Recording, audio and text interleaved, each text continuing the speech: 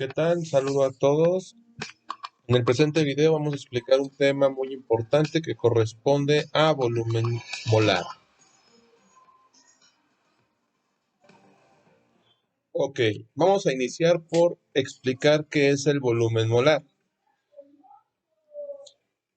Tengamos presente que al hablar de volumen vamos a hablar del espacio que ocupa algo, ¿ok? Entonces el volumen molar es el espacio que ocupa un mol de cualquier elemento o compuesto. Recordemos que estamos tratando un tema de química, entonces vamos a entender que ese espacio del que se habla es el que corresponde a un mol de cualquier elemento o compuesto.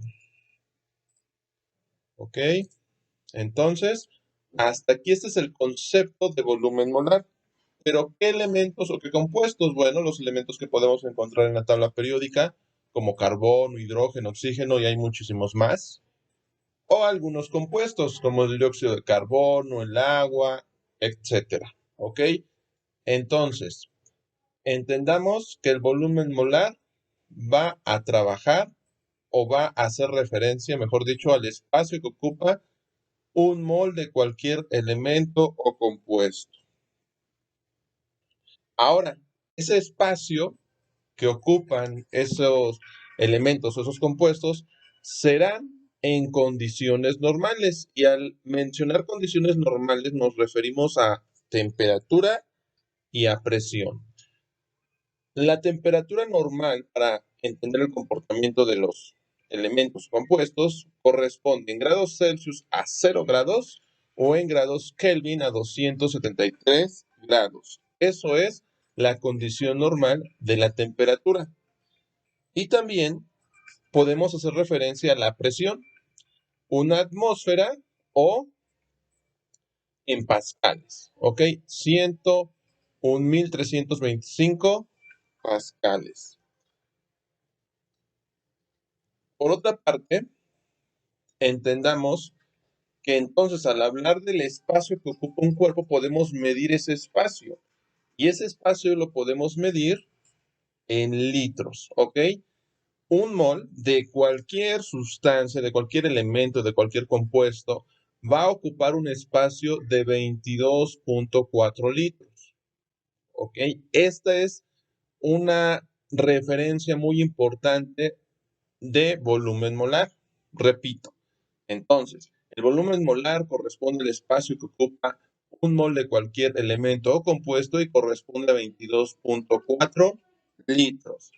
De ahí vamos a mostrar un ejemplo. Si tenemos un mol de oxígeno, bueno, el espacio que ocupa ese mol de oxígeno será de 22.4 litros.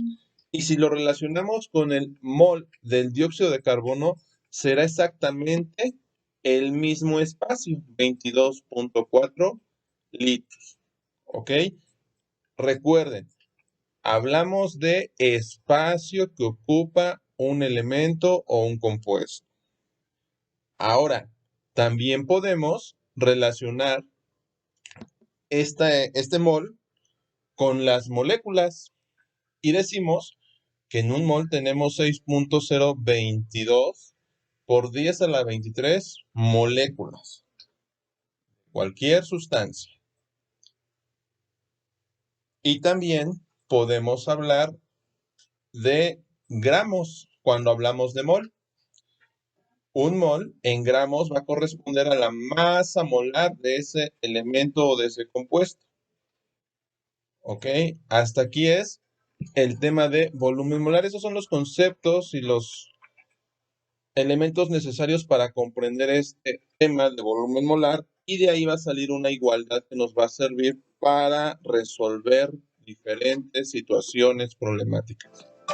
Corresponde a lo siguiente. Decimos que un mol va a ser igual a 22.4 litros si hablamos de volumen, o ese mol también va a ser igual a la masa molar en gramos del elemento, del compuesto del que se hable cuando hablemos de masa. Vamos a hablar de gramos. Y también un mol corresponde a 6.022 por 10 a la 23 moléculas, que es el número de Avogadro.